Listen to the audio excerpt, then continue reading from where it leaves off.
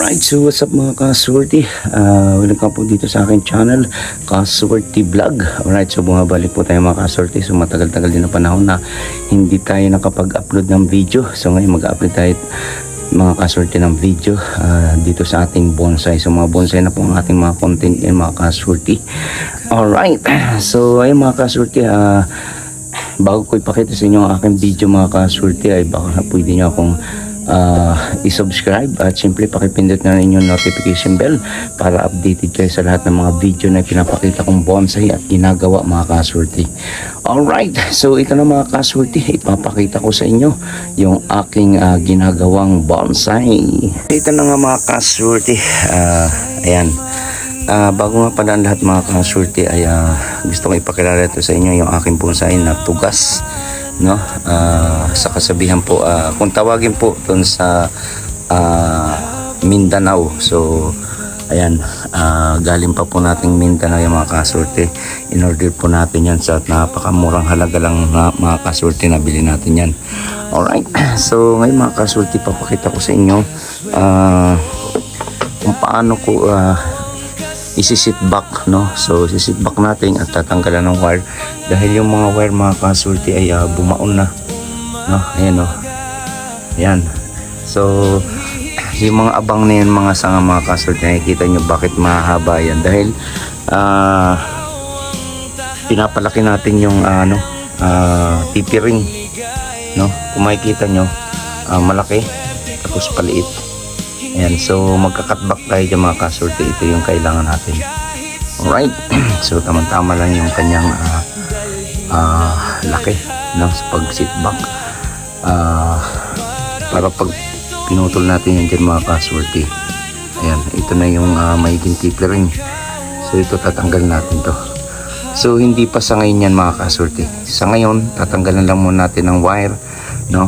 Palalargahan lang muna natin at lilinisin natin dahil tatanggal natin yung mga tumutubong yan. Nakikita nyo na hindi naman natin kailangan yan kasi mga kaswerte, kaya natin tinatanggal yan dahil yung ibang sustansya o protina nahaharang yung papunta dito sa mga sanga na yan. So naaantala yung kanilang paglaki dahil sa mga ganyan mga kaswerte. Yan, no? Tumutubo na yan. So wala namang hindi naman natin kailangan yan, kaya tatanggalin natin. Yan. At ito nga pala mga kaswerte, itong bonsai nito is sinit back natin to. Hindi siya ganyan dati, no? Ang daming sanga. So dahil na rin sa shout out nga pala sa aking mentor, no, na si Art Bonsai 101. Ayan, shout out sa iyo idol. At siyempre natutunan natin sa kanya yung mga cut back na yan, no, para mapaganda yung setup ng bonsai mga kaswerte. Kaya kung gusto nating gumanda at maging kaaya sa ating paningin, so wag po tayong manghinayang, no, magputol, no, at sundin natin yung mga itinuturo ng ating instructor o yung ating mga master na mga kilala na sa mundo ng bonsai. Alright, so ayun mga kaswerte, at siyempre kagaya ng sinabi ko sa inyo, i-maintain natin yan, no, yung setup na ganyan dahil itong setup na ito mga kaswerte ay tinatawag nilang semi-cascade, no? Kasi ang semi-cascade mga kaswerte, sinasabi nila is pag nakapantay sa paso, yung sanga na pababa, so semi-cascade yan, no? Kapag bumaba dito sa paso, yung kanyang mga sanga is, ang tawag dyan ay full cascade. So yun po ang pinagkaiba niya ng semi-cascade at full cascade. So ayan, kung titingnan yung mga kaswerte ay ayun, no, nakapantay lang sa paso yung kanyang sanga.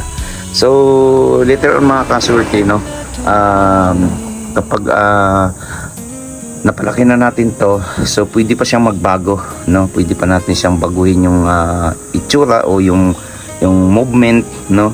O pwede pa natin i-full cascade kung sakasakali. Ayan. At siyempre umpisa natin mga kaswerte, at ipapakita ko na sa inyo dahil wala tayong taga video, no? Tatanggalin natin, lilinisin, at yung mga wire na bumaon mga kasurti ay tatanggalin muna natin yan, no? Para makarelax yung mga sanga at lumaki ng bahagya. Alright, so hanggang dito lang muna mga kasurti. Alright, so ito na mga kasurti, nalinis na natin, no? Kung napansin nyo, tinanggal natin yung wire, so dyan pa rin yung wire, no? Kasi baka pwede pa siya dyan sa susunod na maliliit na mga sana yan. Sayang kung itatapon natin. So ito mga kasurti, nilinis natin, tinanggal natin yung mga maliliit dyan, no? Yung mga dito, marami yan sa puno. So tinanggal natin, nilinis na, wala na siya. Para lahat ng nutrition, no, nahihigupin mula dyan sa baba at kanyang mga ugat punta dito is direkta dyan sa mga sanga na yan. Yan, diretso siya dyan, dadaloy, mapapakain niya lahat ng kanyang mga sanga. Yan. At kung mapapansin nyo guys, medyo mabilis ang recovery nito, no? Dahil naaalagaan natin at namimintin, no, na tanggalin yung mga sumasagabal na sumisipsip sa ibang maliliit na sanga na hindi naman kailangan, no? Pwede tinatanggal natin yon. Alright, so ayan mga kasurti, at sa sunod uli, no, abangan nyo itong ginagawa kong bonsai, dahil ito yung inuumpisa natin na buuhin, no, para maging ganap na bonsai. Alright.